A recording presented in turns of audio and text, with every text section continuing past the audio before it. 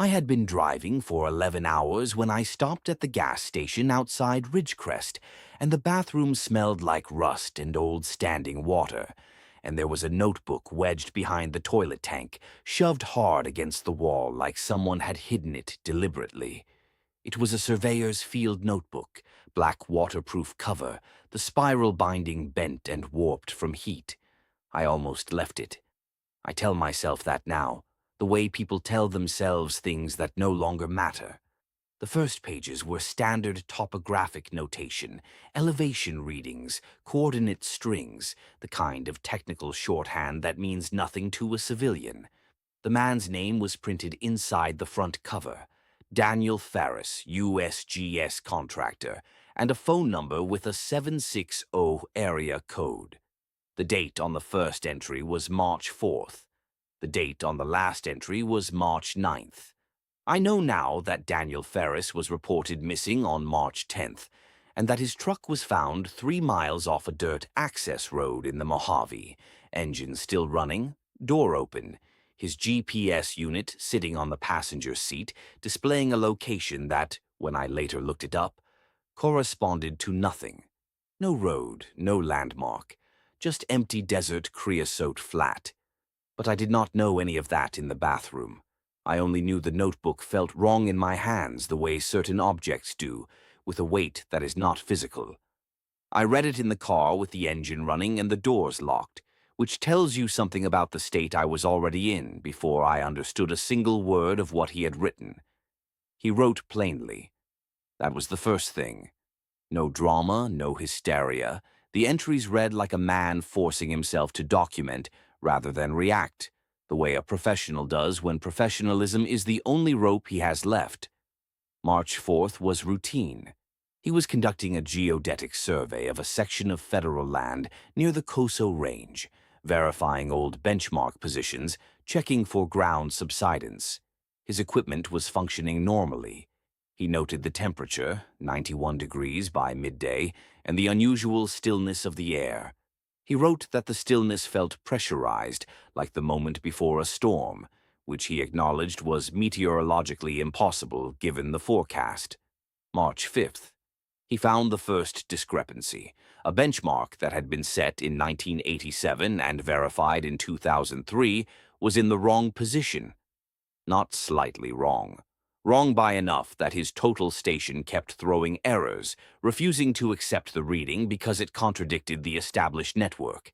He recalibrated twice, drove back to the highway to get a cell signal and check his instrument against a known point. Drove back. The benchmark was still wrong. He noted this without visible alarm, wrote that he would flag it for the regional office, and moved to the next station. March 6th. The second benchmark was also wrong.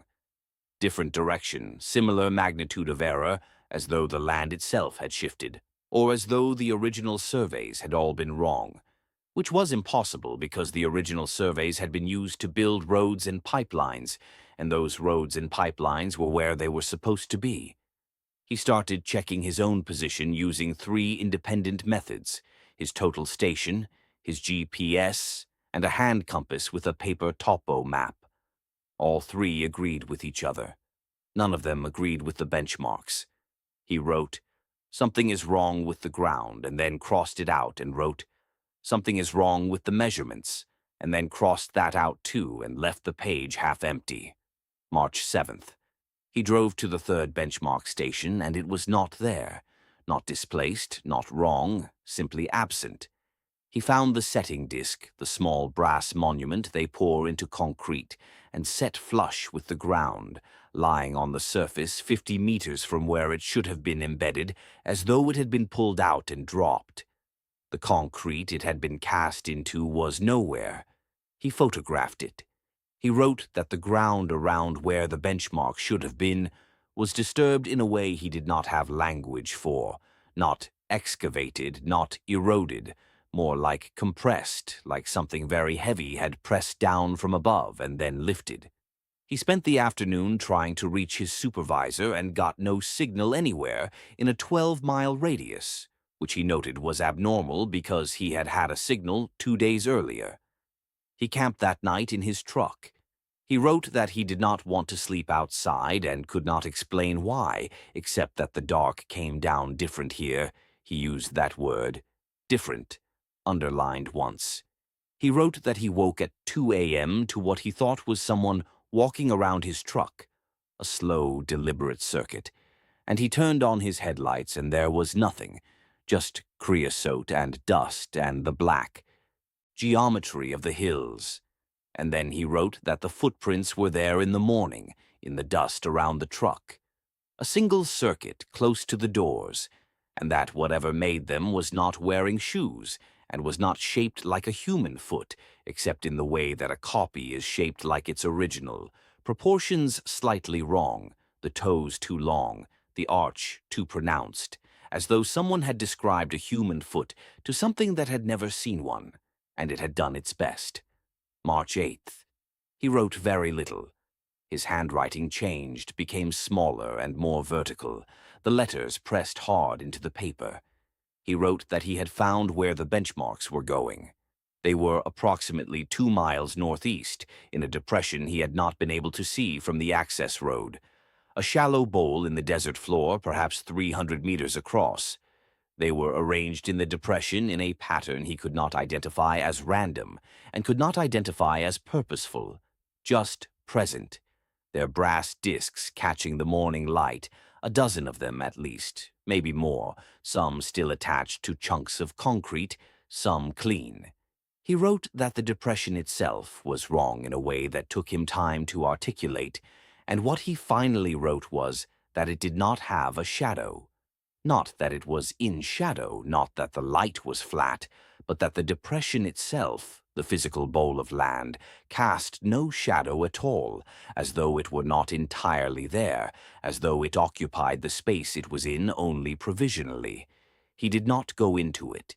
He wrote that he wanted to, and that something about that wanting frightened him more than the depression itself, that it felt like the wanting was not entirely his. He drove back toward the highway. His truck navigation system routed him north instead of south, and when he overrode it and drove south by compass, the road ended in open desert, where the road should not have ended, and when he turned around, the road continued north normally behind him. He drove north. He made camp 8 miles from the depression. He could see it from there, or rather he could see the place where it was by the absence it made against the dusk. A location where the colors of the desert were subtly incorrect, muted, like a photograph of a place rather than the place itself. He wrote, "I think it is larger than it was this morning. Then, I think it has been here for a very long time." Then, last line on the last page, the pen pressed so hard it scored the paper beneath. "I think it knows I have the notebook, and I think that is why it has not." The sentence ended there. I sat in my car in the gas station parking lot for a long time after I finished reading. It was dark by then. The desert around Ridgecrest is very flat, and you can see a long way in every direction, and I was looking at all of it. I called the number inside the front cover, and it rang 11 times, and no one answered. I have thought many times since then about throwing the notebook away, or mailing it to the USGS office in Sacramento, or leaving it somewhere the way I found it. I have not done any of these things. I am not entirely sure the decision is mine to make. There is a place in my peripheral vision, when I am driving the long flat roads at night, where the dark is slightly different from the dark around it, where the distances seem to fold in a way that distances should not fold, and I do not look at it directly because I understand now, the way you understand things you wish you didn't, that it is not following me. It is waiting for me to find it again. It knows I will.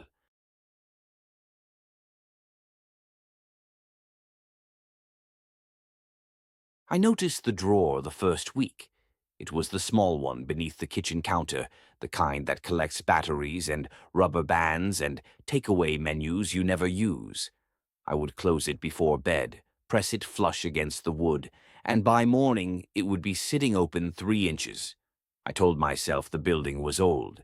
Tenements in Edinburgh settle and shift through winter, and the floor sloped almost imperceptibly toward the window. A rational explanation. I was good at those in those first weeks. The apartment had come furnished, which should have been my first question. Why does a place this central, this cheap, still have everything the last tenant left behind? The landlord, a man named Callum, who answered texts at strange hours and never once made eye contact, told me the previous occupant had moved abroad suddenly. Family emergency. He said it the way people say things they've rehearsed. I unpacked my 2 bags and didn't think about it again. By the second week, I had developed a habit of checking the drawer before sleep. I don't know when it became a ritual. I would finish whatever I was doing, wash my cup, and then walk to the kitchen and close the drawer. Every morning it was open, 3 inches, not 4, not 2, always 3. I measured it once with a ruler I found in the drawer itself, amid the batteries and the menus, and a small photograph I didn't look at closely the first time. The second time I looked at it, it was a woman, 40s perhaps, standing in what appeared to be the same kitchen I was standing in. She was not looking at the camera. She was looking at something to the left, just out of frame, and her expression was the expression of someone listening very carefully to a sound they cannot quite identify. I turned the photograph over. On the back, in handwriting that pressed hard into the paper, "She hears it, too." I put the photograph back. I told myself it was a joke. I told myself the previous tenant had a morbid sense of humor, or that the photograph belonged to someone before her, or that I was misreading the handwriting entirely. I closed the drawer. The next morning it was open 3 inches. I called Callum. He didn't answer. I sent a text asking about the woman in the photograph, asking for contact details for the previous tenant, asking whether the drawer had ever been looked at by a carpenter. He replied 2 hours later. "Sorry, who is this?" I reminded him. He said, "Oh yes, sorry, busy week," and never responded to any of the actual questions. I slept badly that Thursday. Not because of anything specific, but because the apartment had developed a particular quality of silence after midnight, the kind of silence that feels less like absence and more like held breath. I lay in bed and listened to the radiators tick and told myself I was tired and that tired people hear things. At some point, past 2 in the morning, I heard the drawer open. Not the sound of it having drifted open, not a creak or a gradual complaint of wood on wood. The sound of someone pulling it. A clean mechanical slide, the small bump at the end of travel. And then silence. I did not get out of bed. I am not going to pretend I was brave. I lay completely still with the duvet pulled to my chin like a child, and I watched the rectangle of lesser darkness that was the hallway, and I listened. Nothing moved. Nothing breathed. After an hour, I got up because I could not stand it anymore, because the not knowing had become worse than the knowing. The kitchen was empty.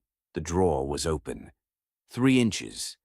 I stood there in my socks on the cold tile, and I looked at the drawer, and I thought about the woman in the photograph, looking at something just out of frame, and I thought about the handwriting that pressed so hard into the paper. I reached in and took the photograph out again. I brought it close to my face in the low light from the window. She hears it too. And then I realized what I had missed the first time, what I had been too unsettled to notice. The handwriting on the back was not describing the woman in the photograph.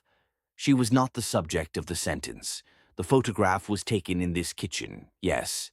And the woman was standing where I was standing, and she was looking at something to the left. I turned very slowly to my left. There was the counter. There was the window with the gray Edinburgh night behind it. There was the wall. And there on the wall, at approximately the height of a tall person's shoulder, a series of small marks I had assumed were damage from furniture, scuffs from chairs or boxes moved carelessly. I stepped closer. They were not scuffs. They were letters, scratched into the plaster, and they had been painted over at least once, maybe twice, which is why I had not seen them before, why they only. appeared now at this angle, in this light, the paint thin enough that the grooves still showed through. There were 3 words. I will not write them here in full, because I have written them in my head every night for the past 4 months, and I don't need to see them again. They told me what was in the apartment with me. They told me it had been there before the woman in the photograph, before whoever painted over the words the first time, before the building was divided into these flats in the 1970s, possibly before the building itself in whatever stood on this ground before. They told me it was in the drawer, not living there, not stored there, that the drawer was not a symptom but the point of entry, that 3 inches was exactly enough. I moved out the following morning. I left everything, both bags, the photograph, the ruler. I called Callum from the pavement with my coat over my pajamas and told him I was leaving and he could keep the deposit. He said that was unusual. He did not sound surprised. I have been in my sister's spare room since November. I sleep without trouble now, mostly. The thing I think about is not the words on the wall or the sound of the drawer or even the photograph. The thing I think about is Callum, who answers texts at strange hours, who never makes eye contact, who said that was unusual in the voice of a man who had heard it before, and who, I suspect, when the flat sits empty between tenants, goes there in the night and closes the drawer himself, so that someone new will find it open in the morning and think it is the floor, think it is the settling of old stone, and start, without knowing they have started, to measure.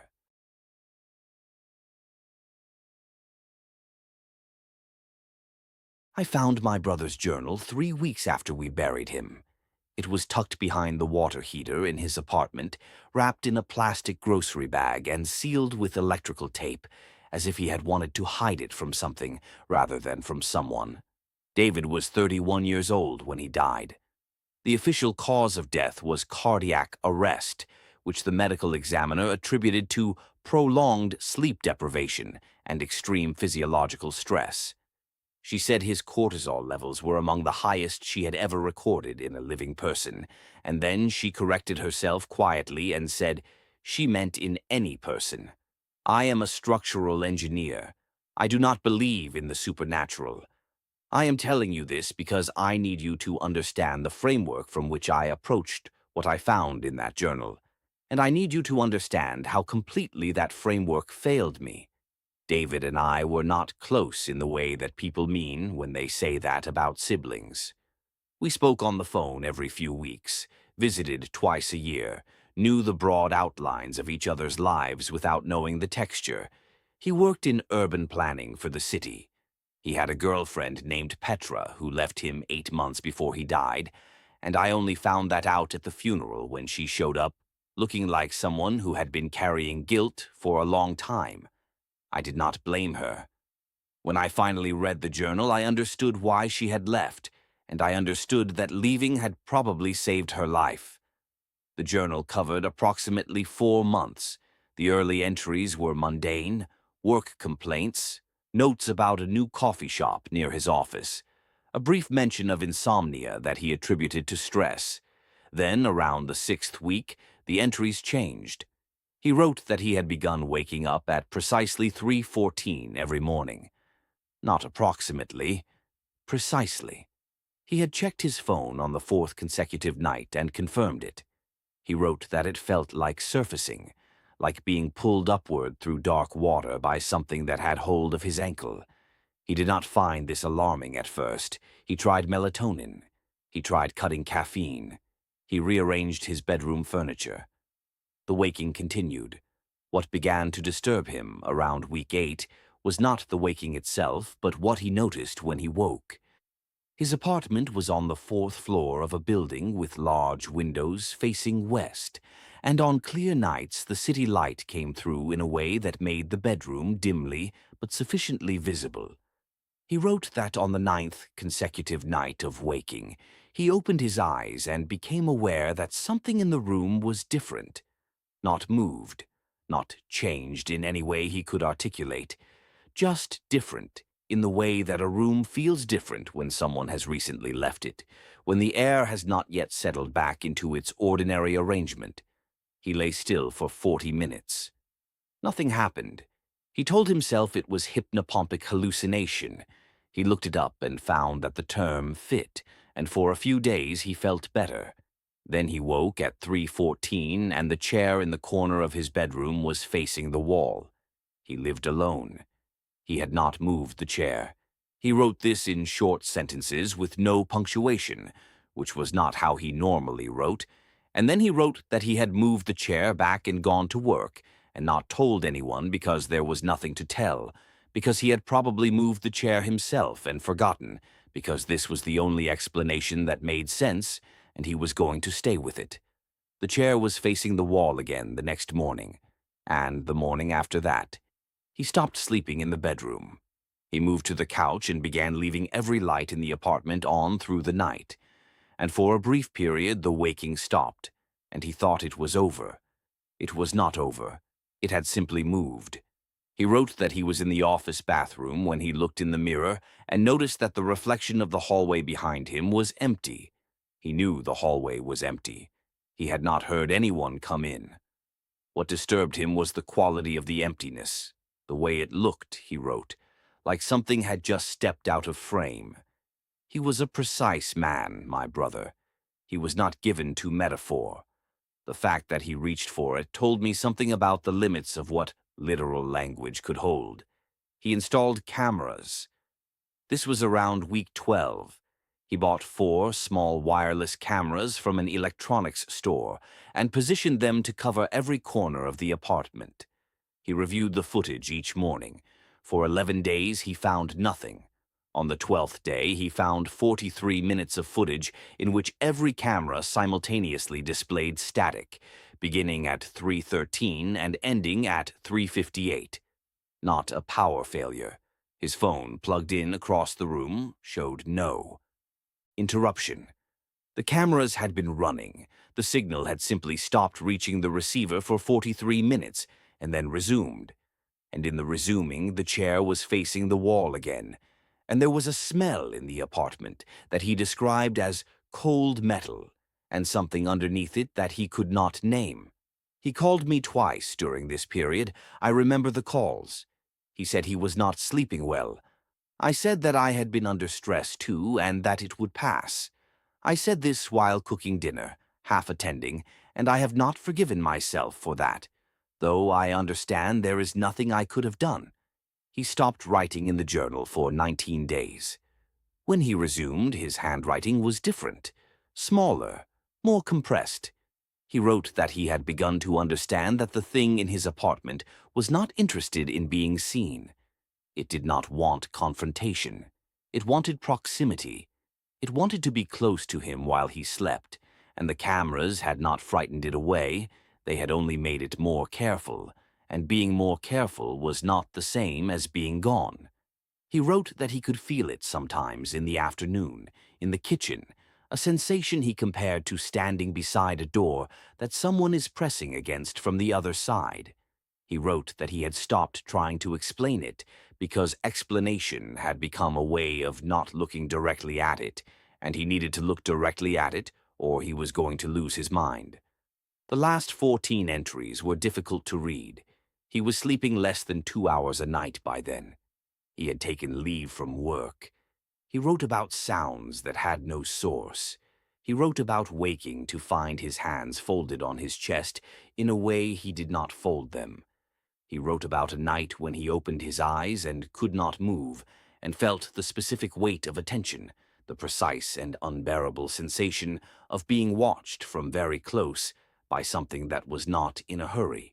The last entry was 6 days before he died.